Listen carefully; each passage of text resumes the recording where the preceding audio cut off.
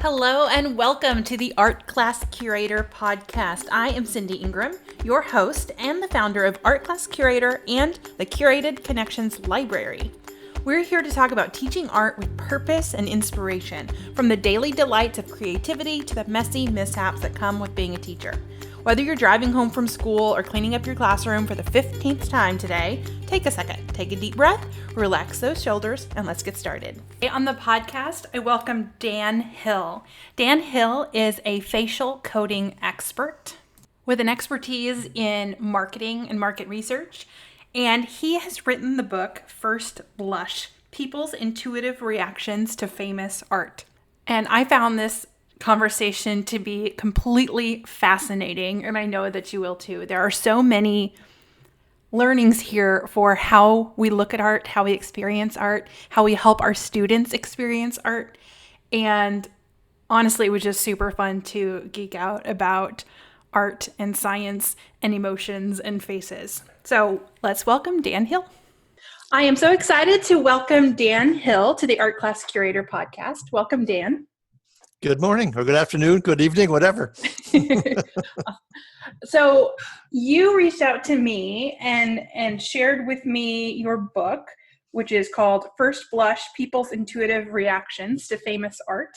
So super excited to talk about this today. There's so much like cool sciencey stuff in here and research that I'm really excited to geek out about that. So can you tell us a little bit more about you and your background and experiences? Well, first of all, I got really lucky. My mom was an interior designer and has a great innate sense of color scheme. But probably the decisive thing for me for waking me up to my environment and to visuals was when I was 6 years old, my family moved to Italy. It was kind of like a reverse migration. We went from the new world to the old world. We landed in Naples. I get off the boat. I look to my left as a baby octopus hanging from a meat hook. And I basically said to myself, Toto, we're not in Kansas anymore. So it was just, everything was different. And I didn't know the language at first. I went to Italian first grade in a fishing village. So I waited all day for the math unit. So I had something to do. But the great thing for me, if you got first in the math unit, first done and all correct, you got to do a drawing in your notebook, Nice. which could occupy me for the rest of the day when I couldn't do any of the other subjects because I didn't know the language. So that was my innate first introduction to visuals and the power of visuals and noticing the world around me. Yeah. Did you find, I don't know if you remember this, but you've studied, looks like most of your career studying faces. Did you notice that back then and when you were trying to learn a new language that you could interpret things based on the faces, facial expression? Well, I had to because, again, I didn't have language. And my parents sent me then into a town of 100,000 on my own to go to a Berlitz school. So I had to read faces to figure out who I could trust. Yeah. When people were approaching me, offering me, guidance, well, did I want to take that advice? Was that going to get me in trouble? Unfortunately, I'm around to tell the tale, so I must have been able to figure out who was trustworthy. But the really powerful moment proved to be when we were going back home. Rather than go back out of Italy, we went up to England, and on the way, we went to the Rijksmuseum. And when we went to the Rijksmuseum, I fell in love with Rembrandt. Oh, yeah. Now, this is anticipating one of your possible questions, like what art matters to you. Well, that is the first art that really grabbed me. It was the power of the intellectual ability to get across the emotions, the personality of people, the somberness of it. It just was so trenchant for me. And my mom said, you can pick out any artwork from the museum collection you want in terms of a postcard, and everything I chose was Rembrandt. I love and it. there's more than Rembrandt in the museum, but Rembrandt. So, yeah. And he's of course great for faces. And some years later, I got really lucky. A business contact in Holland, his dad was a former director of the Rijksmuseum. So one day we went around in the museum. He gave me all the background on the paintings, and I deciphered the facial expressions in the paintings. And even though it was just an impromptu session of us together, by the time we got done, we had over 35, probably 40 people following us, painting by painting, eavesdropping on the conversation. Yeah. I have both been the one eavesdropped on and the eavesdropper in those situations. Like, oh, that's fascinating. I love it. Just along those lines of communicating through faces, I was reading a book recently about what's the name of the book? It's called A Stroke of Insight. It's about a neuroscientist who had a stroke, and she lost all of her language because the stroke was in her left side. But she said she could still really kind of understand what people were saying or the general idea just based on her right brain interpreting the emotions of the faces. She knew who she could trust, even though she couldn't actually hear their words. So I thought that was really fascinating about faces. Yeah, no, it changes everything. How you obviously look at an artwork if it's representational, but photography, people testifying in front of Congress, watching a movie, everything changes once you really lock it on the face. Yeah. So when did you become interested in faces? Well, I got lucky. In 1998, someone I knew from IBM sent over an article about the breakthroughs in brain science and how much we are intuitive, emotional decision makers. The killer statistic is that about 95% of our mental activity is not fully conscious. That's the conservative estimation. They actually think it's about 98%. Man. So I went, wow, that is so cool. And it makes so much sense. And then the question was, how do you actually going to capture and quantify and understand emotions? And in doing my readings, I came across the fact that Charles Darwin came to realize that in your face, you best reflect and communicate your feelings because it's the only place in the body where the muscles attach right to the skin. So it gives you quick, real-time reactions. It conveys several different emotions, and we as human beings have more facial muscles than any other species on the planet. So yes, I can put the dog into the painting and so on and so forth, but it's the face of human beings that's just the most wonderful instrument for getting a sense of somebody and what's going on for them. Oh, that's fascinating. I never thought about that, that the muscles are attached to the skin on the face. Yeah, it's just a super sensitive, in the moment kind of exploration of what's happening. So when you're having a conversation with someone, can you tell how they feel about you pretty easily by looking by seeing how their face moves? Yes, I can. And when I first met my wife, I could tell she wasn't too interested in meeting any guys. So I was like, I better go really slowly here. But she's a wonderful person, and she does have a signature expression, which she loves me for never divulging. But we all have signature expressions. And as George Orwell, the writer, said, by the age of 50, a man has the face he deserves because muscle memory causes us to hold on to certain things. Yeah. Yeah, I thought leading up to this interview, I was like, "Oh man, my face is gonna like be communicating all sorts of things." I kind of got self-conscious about it, but Well, the great thing is, I mean, I'm looking at your faces. We're doing this, and you're so animated. It's obvious you love your subject matter. yes, And the only way you can really be great at something is to love what you're doing. I totally agree. I tell that to teachers all the time when I'm talking about teaching. I'm like, you have to like really be passionate about what you're. And the students will pick up on it because emotions are also contagious. Yes. What you feel conveys to somebody else in turn. Yeah. Awesome. Okay, so I'm thinking about sort of what you said about, all the emotions being communicated through our faces. How accurate is this science? Like is it really widely accepted in, I don't know, who was accepted by the science community?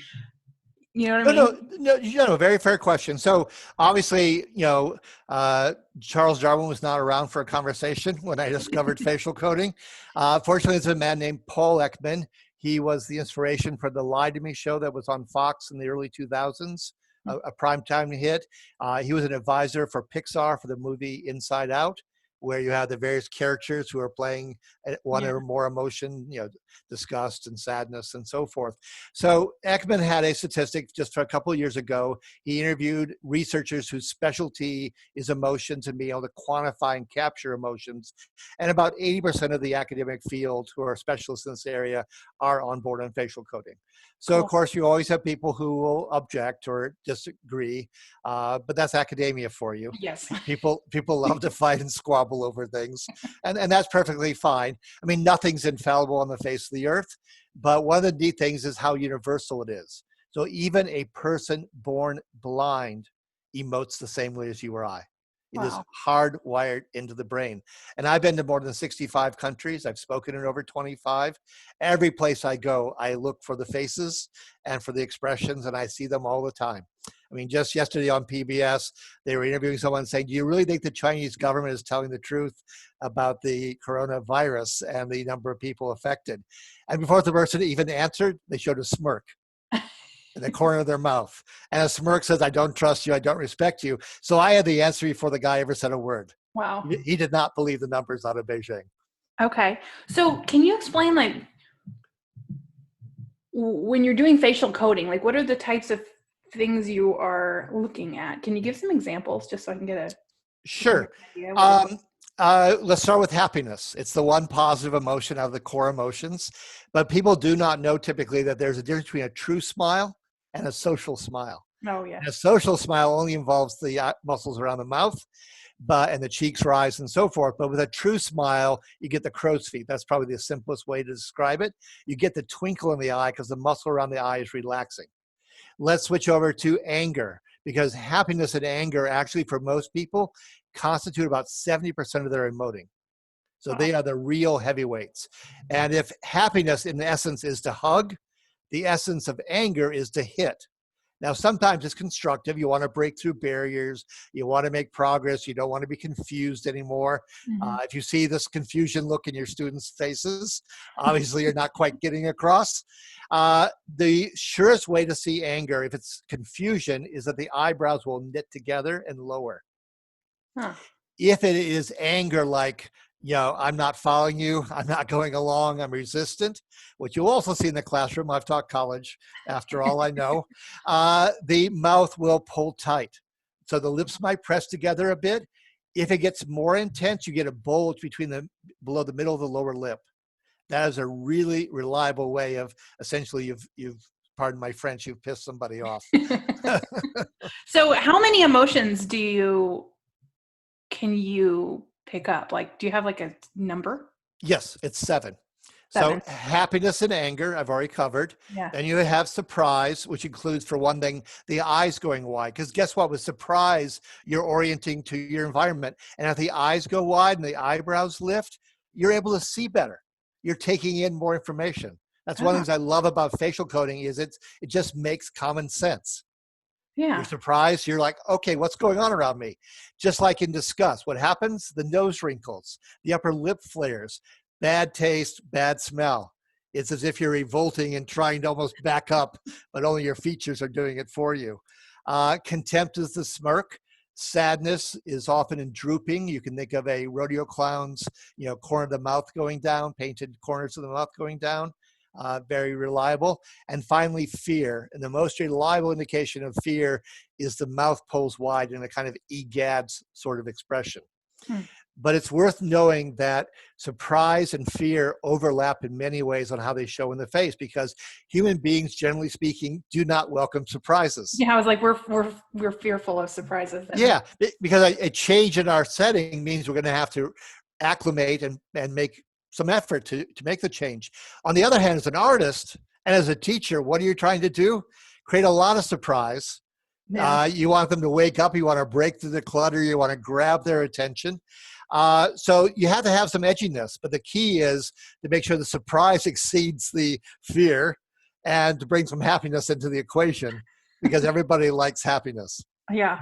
Oh, that's interesting. Yes, that is so true. Yeah, our brains like the novelty, but you need to do it in a safe way. Yeah, bring the sweet more than the sour. Yeah. Yes. Okay, Yeah. cool.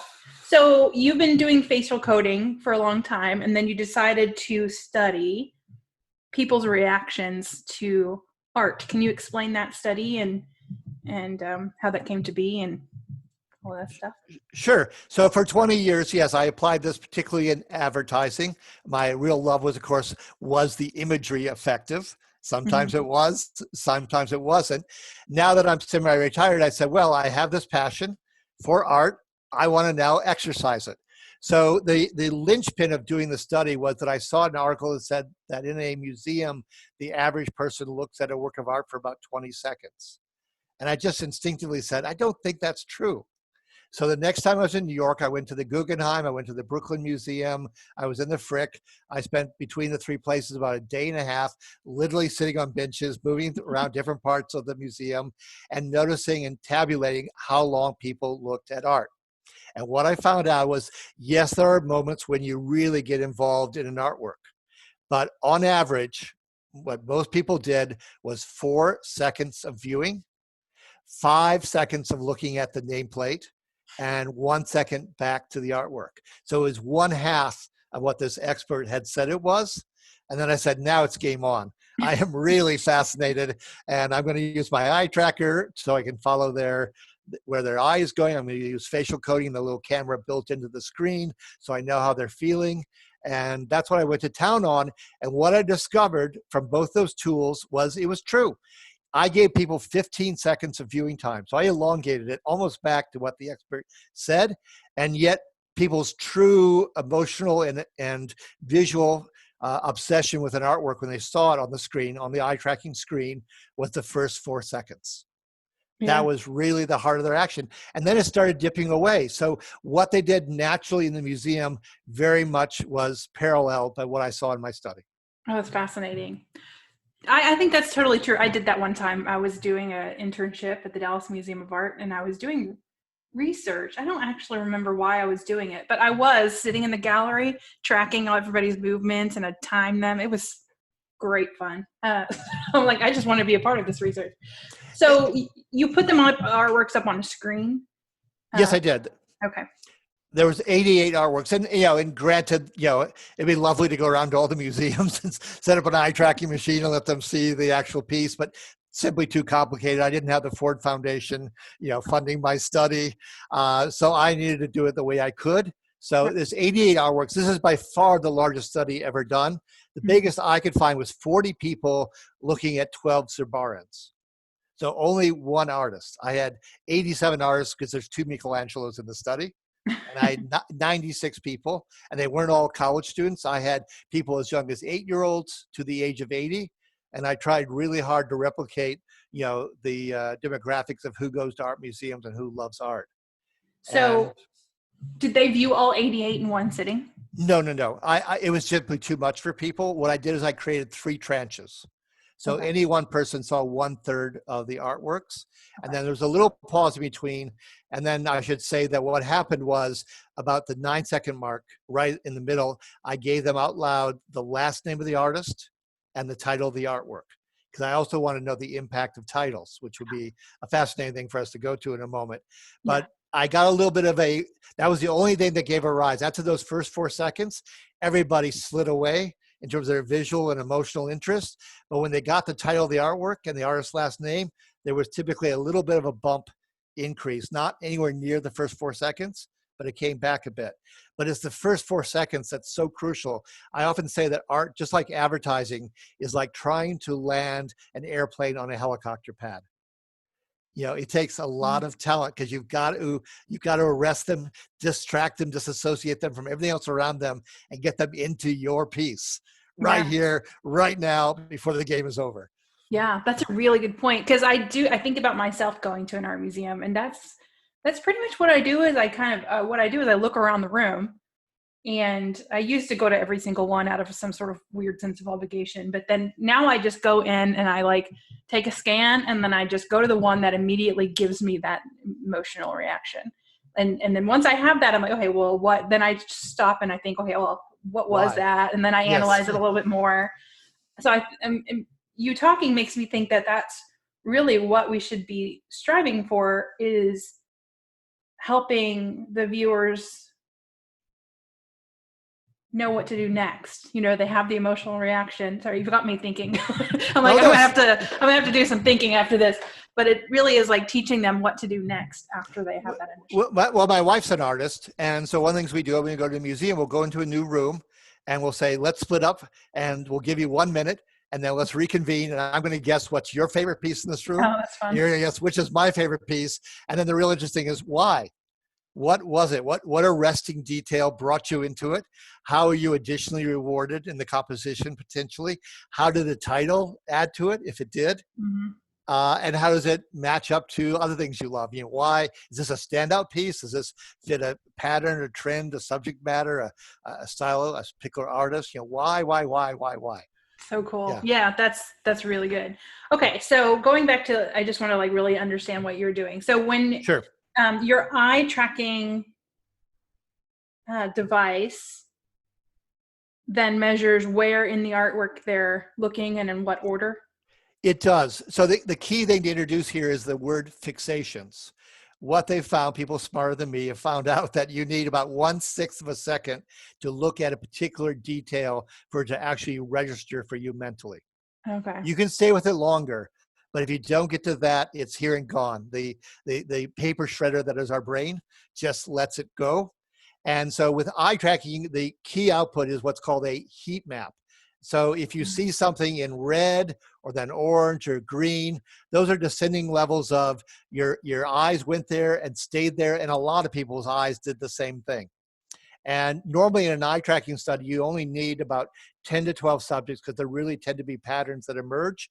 So by my having 30 people for each tranche of this artwork, I was 3Xing what's typical. So it's really solid data. And then the interesting thing is there's a lot of things that get not even a light green, which means it's peripheral vision. You're probably taking it in, but if your eyes aren't focusing on something, it's really not going to have any mental power behind it. So it's making a passing impression, but it's just not going to be the key. Was there an, I know it's probably really different depending on the artwork, but is there an average number of fixations that happen in one art viewing experience? The range was quite incredible over the artworks. The best of them had over 1,000 for their subjects. The worst had as few as 200. Some people, if they're really not turned on by something, they might be here and gone. I threw into some of my presentations Fragonard's The Swing, where you have the woman on the swing. The two guys are flirting with her. And I just took one person who loved this artwork piece, obviously, because this person had about 40 different fixations, all bouncing around in the 15 seconds. So basically every second, every time they had a 1/6 of a second, they were onto something new in the artwork. The eye was just dancing across the piece. And okay, so you're measuring where their eye moves, which I think is really cool information. And for how long and in what order? How long and what order? Yeah. So was there anything in the research that really stood out to you? Any exam besides? Oh, you said the Fragonard, but well, a couple of really important things I think for anybody, whether they're teaching it or just appreciating art or trying to create art. One is the power of faces. And I'm not saying that just because I'm a facial coder or because I love Rembrandt. It's because I saw this for 20 years in market research where I did work for more than half the world's top 100 companies who are marketers. Yeah. So I had a lot of experience over a lot of countries, and the same thing in this study. If there is a face or faces in the artwork, it's going to seize about 70% of the gaze activity. 70%. Wow. It is an absolute, vampire in terms of sucking the blood out of everything else in the artwork. And the same thing happens emotionally. But let's stay with the visual. The next key thing is if I've got 4 seconds, my God, what's the most valuable real estate? I really got to know this. And what I found is, yes, there are different patterns by all means. But if you had to take an average, people come up through the middle, the lower middle. So they take the foreground and they come up through the middle. And then probably because we're a culture, we're not usually reading Hebrew, so we're going to move left to right. And the top right corner is the third place that gets picked up. So lower middle, upper middle, move to the right corner, and then you start to dance to the other 3 corners. But you probably don't normally get there. I made them sit for 15 seconds. That's longer than they're normally going to look. So I call the other 3 corners, except for the top right corner, Outer Mongolia. Because they probably just aren't in play. Yeah, that's so funny. I was at a museum in London, and it was this painting. Bronzino is the artist, and I can't remember the name of the painting. Cupid, something or other. But I have seen this painting over and over again. Lots of art history books. Example. I've even probably put it on PowerPoints in front of students. And I was at the museum. I looked at it, and there is a dragon in the painting in the background, like the woman turned into a dragon. And I was like, how many times have I seen this artwork?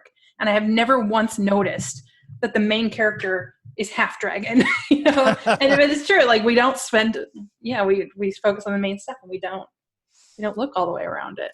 No, we don't. And that's one of the things I learned from the study actually is the subtle details.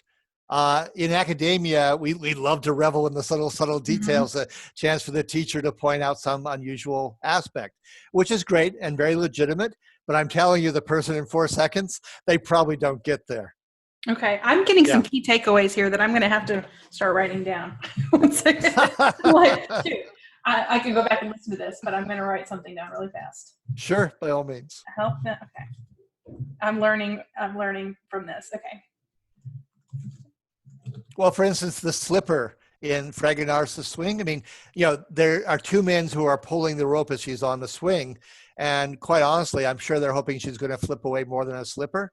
They would like her to just rope a bit more. But the slipper just is flung into the air, and most people did not notice the detail. Oh, that's interesting. Even though narratively, that's almost the linchpin of, you know, the whole dynamic of what's going on. The same thing, you want to take a really bold example, and it also tells you the power of the face. Go to Michelangelo's The Creation of Adam. Well, they're touching fingers. This is the moment of giving the spark of life.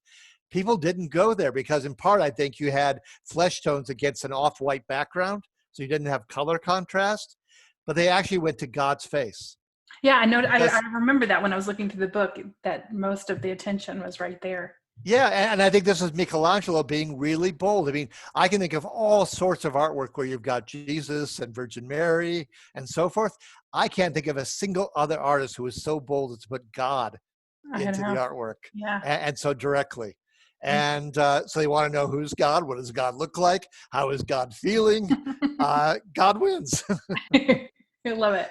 Okay, so this is so fascinating. Okay, so you measured the eye tracking, and then you also measured emotional response. Can you tell us how you did that? So with facial coding, there are 23 different facial expressions. I alluded to a few of them: the lips pursing together, the nose wrinkling, the eyes go wide, etc. There are 23 expressions that correspond to those 7 emotions I introduced earlier. Some of the expressions just go to one emotion. Some go to 2 or 3 emotions, for instance. So what we have, and the eye tracking company in Sweden actually put a small camera into the lower right corner of their eye tracker because of me. I said, I'm a facial coder. It would be lovely if you would do that for me. And they said, yes, we will, because we think other people will be interested as well. So what it means is I had to take that video, put it through a studio where I have a software system that allows me to slow motion, freeze frame, replay the video so I can see what is on the looks of the people looking at the artwork. So I'm playing detective, basically. And what I'm looking for is, first and foremost, engagement. Do their muscles move? Actions speak louder than words. The actions I'm looking for are subtle little expressions on the face, or sometimes not so subtle, if it's a huge smile, for instance. So I'm looking for engagement. What's the volume of the emoting?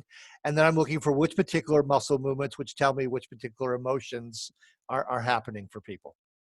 Okay, so yeah, you had there was charts that had both engagement and appeal. So engagement is just that they're emoting at all, and then appeal is well, let me answer for you.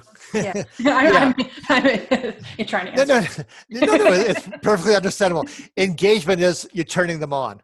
It's arousal. It's going to be memorable. It's going to be motivating.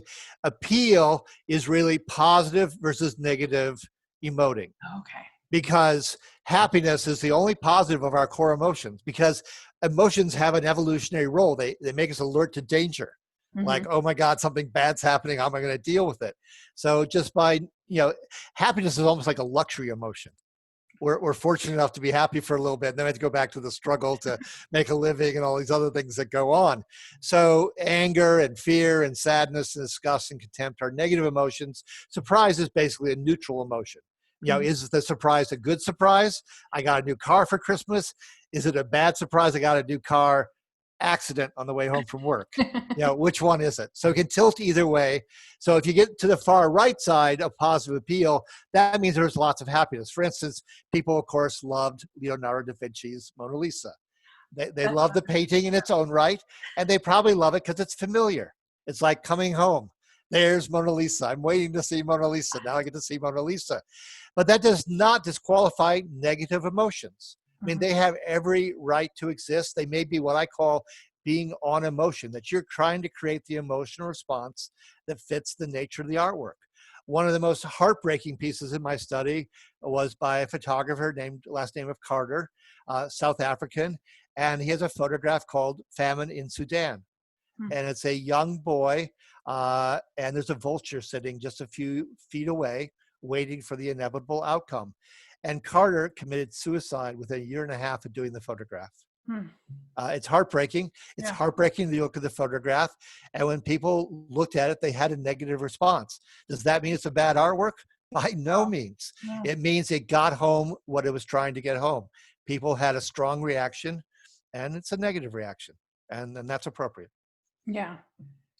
So did you find with most viewers that they did have plenty of strong emotional responses? I don't know if I'm wording that question. Does that question make sense to you? No, it does, because I am looking for engagement level. I'm looking for fixations level.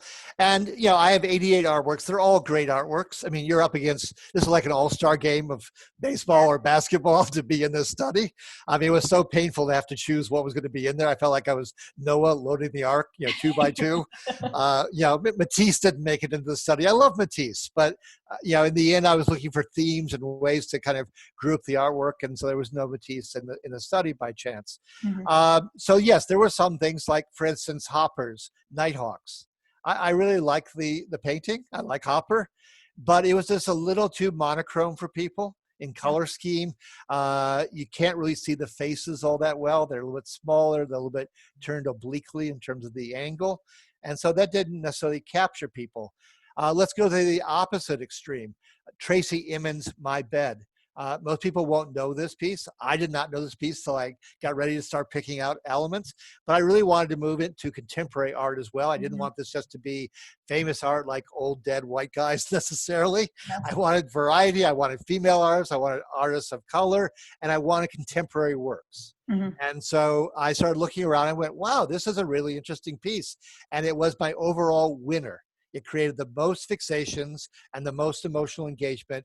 And Emin's My Bed is the bed that she basically harbored in after a romantic relationship ended.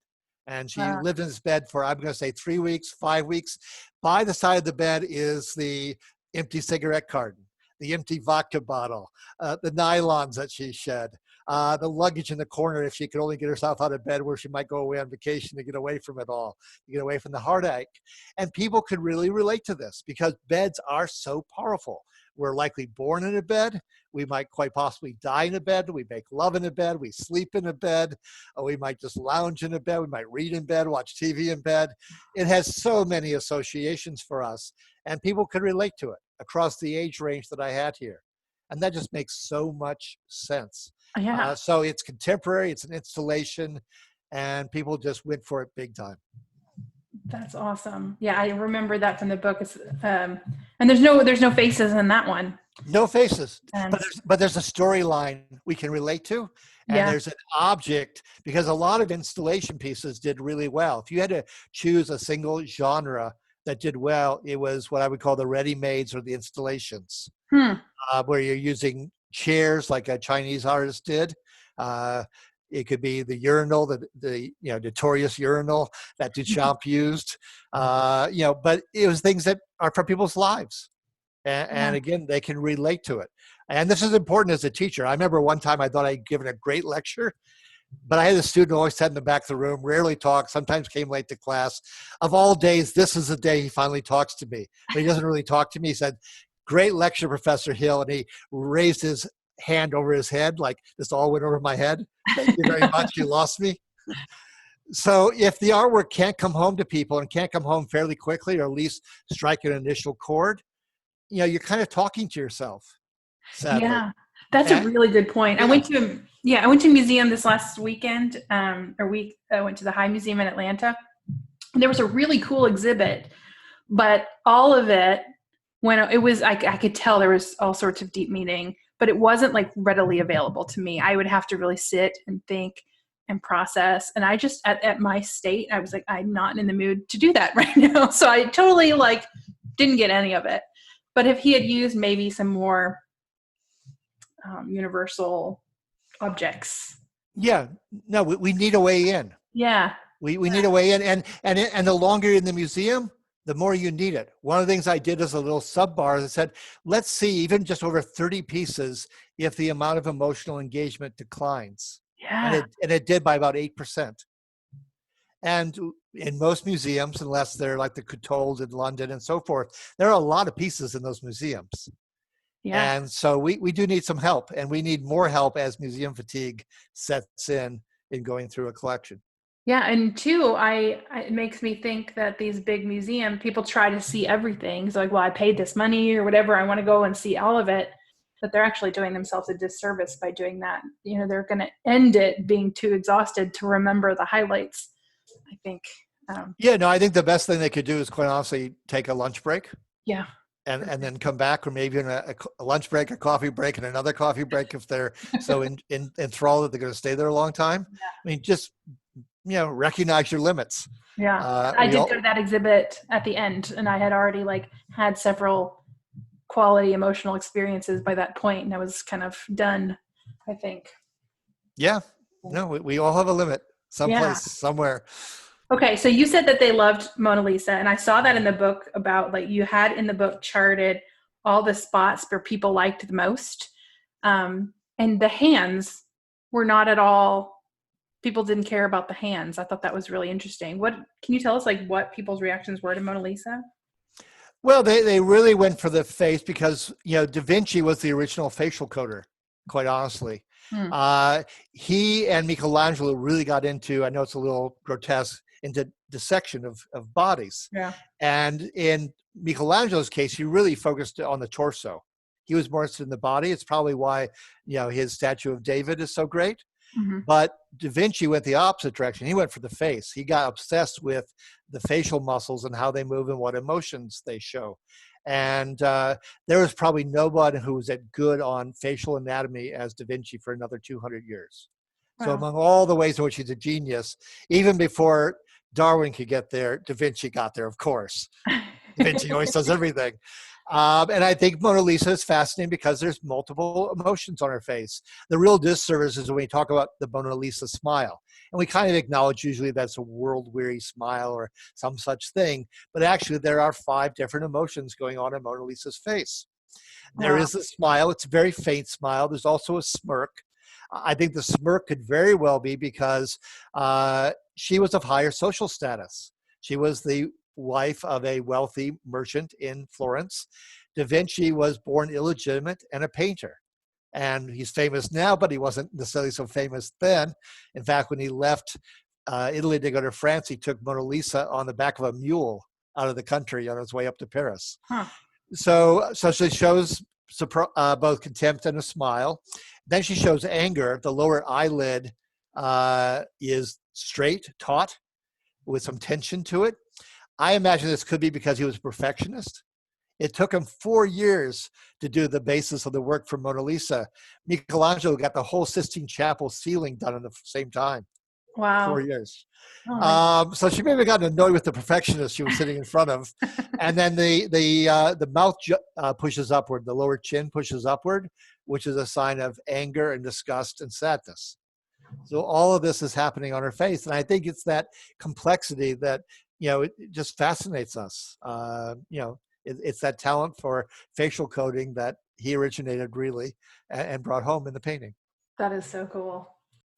So I was also really fascinated by the emotional reactions of Munch's The Scream and also the Arnolfini portrait, where the emotions of the viewers don't match the emotions in the painting. Can you talk about that? Yeah, I was fascinated by both of them, and I'm half Norwegian, so of course Munch's The Scream had to be in the study no matter what. And the reaction was low-grade happiness. So when I look at happiness, I put it on 4 levels. The weakest level is what I call acceptance, the begrudging smile, as in, that's the worst joke I ever heard, but at least you tried to humor me. And that's basically the reaction people had to Munch. And I don't know why they had it necessarily, but this is my surmise, and I think it makes some sense. One is that the imagery has been co-opted, Yeah. and it's been co-opted twice over. One is Home Alone. The promotional materials use this as a knockoff, so we've got a whole different context for it suddenly. The other one is there are these plastic dolls, as people may know, that you can have in your corner of your office, at home, imitating the shriek like, my God, office politics, my boss is driving me crazy. So that's out and out humor. But I also think we're in a different era. We're in a much more cynical era. And so for Munch, it was a pure distillation of, he suffered from agoraphobia, depression, his family did, the long winters in Norway, all of it meant that this was a very heartfelt scream. But for us, the blood red sky, sorry, just too much, baby. Can't go there with you. And that makes me wonder too, that a lot of this would be different if they were faced with the actual painting, because we're used to seeing it on a screen, we're used to seeing reproductions of it, and I think seeing it in person, which I've never gotten to see that one in person, but that the way Munch did the textures and the size and all of that would maybe then take them out of that, oh, I recognize this is famous, I like this too, like, oh, I can feel this. Yeah, no, I think it's possible, but I would say that the Carter photograph, for instance, with the vulture, yeah, they did feel that, and there was a lot of anger and sadness going on with that. mm-hmm. So, I do think the co-opting had a lot to do with it. Also because we're in a very ripe political environment, to try to put it politely, and the scream has been used many times by cartoonists to reflect on what they think the other side is making them feel like, my God, this is crazy. We're all out of control here. So it's a very current image. Yeah. In our culture. So that's one of the realities is, and I know as someone who's been a poet and an essayist, you create it, and then frankly, it leaves your control. It is also very much about what your audience makes of it. Yep. And if they happen to go there, they happen to go there. Now, the other one you mentioned was the Arnolfini. This is the famous wedding portrait, very ancient piece. You have an older gentleman and a younger looking woman who is looking down and is also evidently quite pregnant. And this time we had a lot of contempt reaction, which is, if trust is the emotion of life and of business and relationships, contempt is its opposite. I don't trust you. I don't respect you. This case, I was so freaked out that I took the results over to a art school where my wife studies. And I caught a bunch of artists, particularly female artists, having to be around the lunchroom at noon. And I said, you got to help me out here. What is happening? And by the time we got done with the discussion, it made a lot of sense to me. Some of them said, well, we're in the Me Too movement. And frankly, he looks older, more powerful. His body language kind of is a bit haughty, like, he's holding court over her. And we don't like that. Mm-hmm. So we're reacting against this. We have an aversive reaction to that setting because they don't look like they're equals. And other people said, well, I got to be honest, I'm a little more traditional. And I don't think you should be pregnant on your wedding day. And so it didn't work for them for a different moral reason. Huh. And between those two, I went, that makes a lot of sense. Now I have my own reason, which is the guy looks a bit like Putin. Yeah. Vladimir Putin. Yeah. I was like, that's not who I'd be marrying. But the reaction was while looking at her. That's actually what spurred the reaction.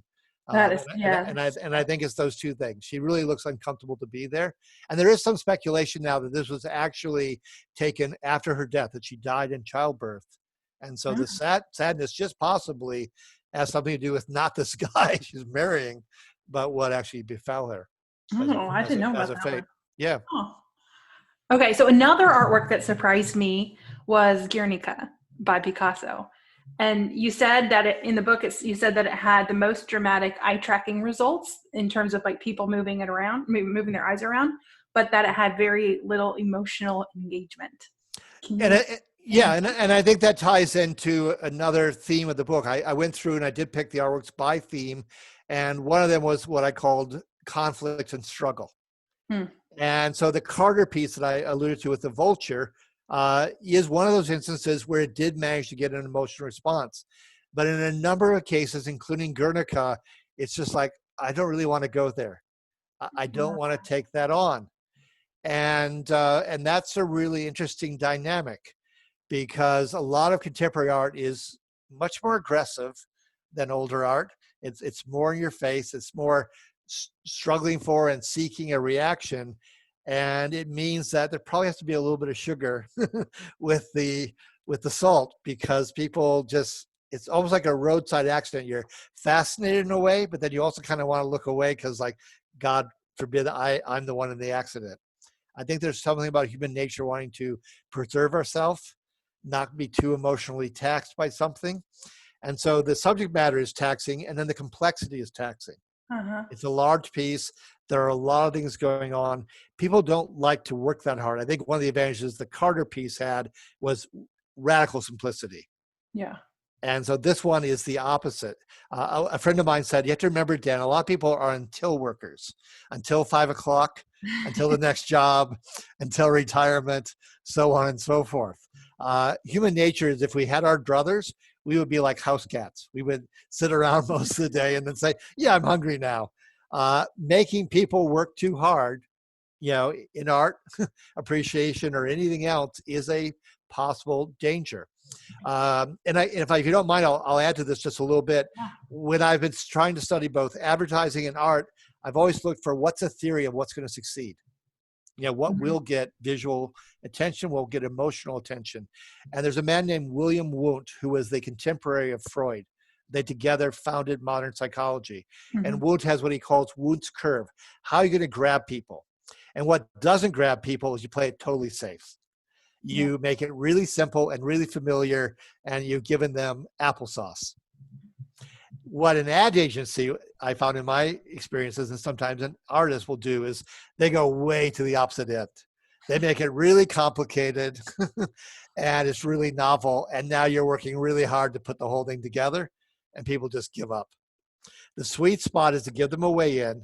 Either it is novel but simple, or it's familiar but it's complex. You give them a way in, and then you twist it.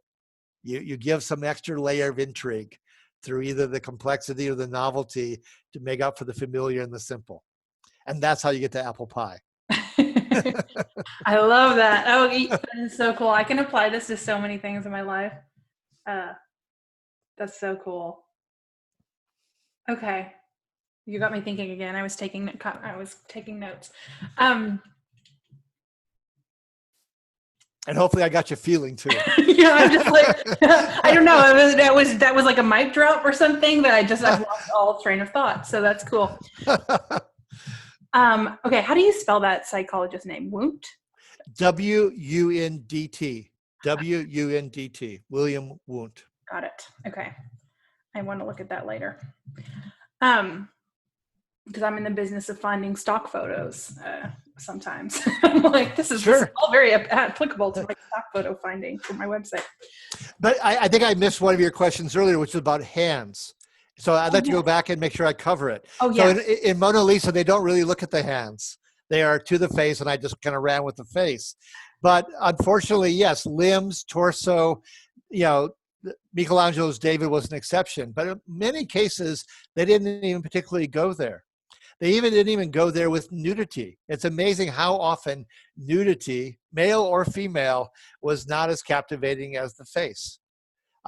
Take Rodin's The Thinker, for instance. You got massive legs that are protruding towards you if you're facing the sculpture piece, but they went to the face. If you take Parmigianino, I love his self-portrait in a convex mirror. Well, front and center, and I told you the lower foreground is a really powerful way to capture people. That's where you see his hand. He is emphasizing the fact that he's an artist. He uses his hand to draw and to paint. But people bounce to the face yet again. In fact, the Munch painting was one of the few instances where they didn't go to the face. They went to the blood red sky that they thought was a little too much and sent them over the top. And the other time they didn't go to a human face was Chagall's Eye in the Village, where they went instead to the horse's face. So the face still won. It just wasn't the human face. Okay, so for all of you who are listening and who are just dying to go through every single artwork, the book has amazing illustrations of all of this stuff by topic. There's gender, there's line and color, and all of these things. So I encourage you to check it out because I have been really enjoying it. And I am going to go back and even dive in more after we talk because I'm just like so fascinating. So I think that that is a good sort of stopping place for our conversation. Although I want to ask you, when it comes to helping teachers, because I help teachers teach from works of art and help their students appreciate art and connect with art. Can you think of any of the lessons from your research that are especially applicable that we maybe didn't cover? Yes, absolutely. Color. So there's a neurological study that I just was alerted to recently at Columbia University. They discovered, yes, faces beat out bodies because we want to know how they're feeling. So identity from the face comes ahead of those. But they also found that color came before form, that we quickly have an emotional vibe in response to the color scheme. So in my book, I went through very carefully to identify what colors could do well. And I don't think this will surprise people necessarily. Red was the most engaging, caused the most emotional response. Blue was the most appealing. We like a blue sky day. We like a nice calm lake, so on and so forth. A lot of the browns and blacks and kind of tan color scheme that's so much a part of the Renaissance in the 18th century doesn't do as well for us in a modern palette. White is kind of a middle ground. It can struggle a bit, although there was a wonderful use of white by Norman Rockwell. I want to say Defense from Hunger, but that's not quite the title. But it's at Thanksgiving time, and the family's gathered around to have the turkey, and it's white on white on white, basically, and yet he pulls it off. Yeah. He really pulls it off. Green falls back. Green does well in terms of eye tracking duration because you have nature, and you can look at all the elements of nature. But people get to nature slowly. It doesn't usually make your 4 seconds. And emotionally, green is kind of like a nowhere color. It performed as poorly or more poorly than anything other than the black brown kind of color spectrum. That's fascinating. That's cool. Okay, so in the show notes, we will put a link to your book as well as pictures of some of the artworks that we've talked about today and to your website. Is there any other place that that our listeners can connect with you online? I think the website is the perfect way to start. That's danhill@sensorylogic.com. But I do have, if you go there, you're going to see I also have a blog series called Faces of the Week. It's often about politics, but I try to do it on a nonpartisan basis as best I can. But, politics is a blood sport.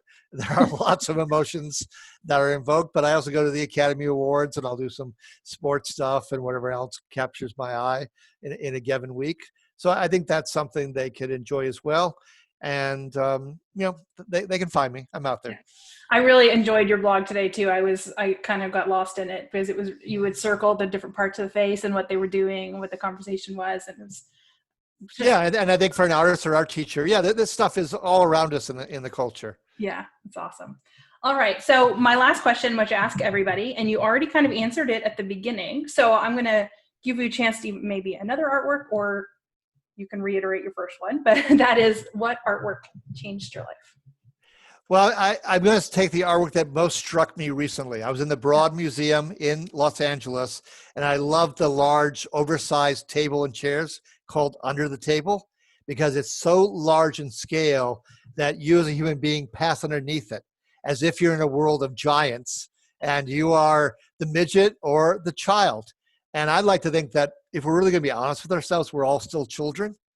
And we're all still children in part because of the very premise of the book, which is our emotions dominate. We are not as rational. We are not as grown up. We are not as conscious of how we respond to the world as we might imagine. And so for me, I kind of saw out of the corner of my eye when I turned a corner in the museum. And then I just kept walking back and forth underneath it, just imagining myself in a room where the giants were eating lunch. And I was going to have to find a way to survive. And it just, I found it just so captivating. And I've been sharing that with some friends on Facebook and so forth, artists and other people. And it's been trending a little bit. And I just love the piece. Awesome. Cool. I'll look that up, and we'll also post a link to that in the show notes as well. All right. Well, thank you so very much for this conversation. It was totally fascinating, and I'm sure that everyone listening felt the same way. I had a great time. Thank you so much. You're very kind. Thank you. Thank you so much for listening to the Art Class Curator podcast. Help more art teachers find us by reviewing the podcast and recommending it to a friend. Get more inspiration for teaching art with purpose by subscribing to our newsletter, Your Weekly Art Break. Recent topics include the importance of seeing art in person, famous and should-be famous women artists, and 21 days of art from around the world. Subscribe at artclasscurator.com/artbreak to receive 6 free art appreciation worksheets. This week's art quote is from Emile Zola. He says, "If you ask me what I came to do in this world, I, an artist, will answer you. I am here to live out loud." Thanks so much for listening. Have a wonderful week.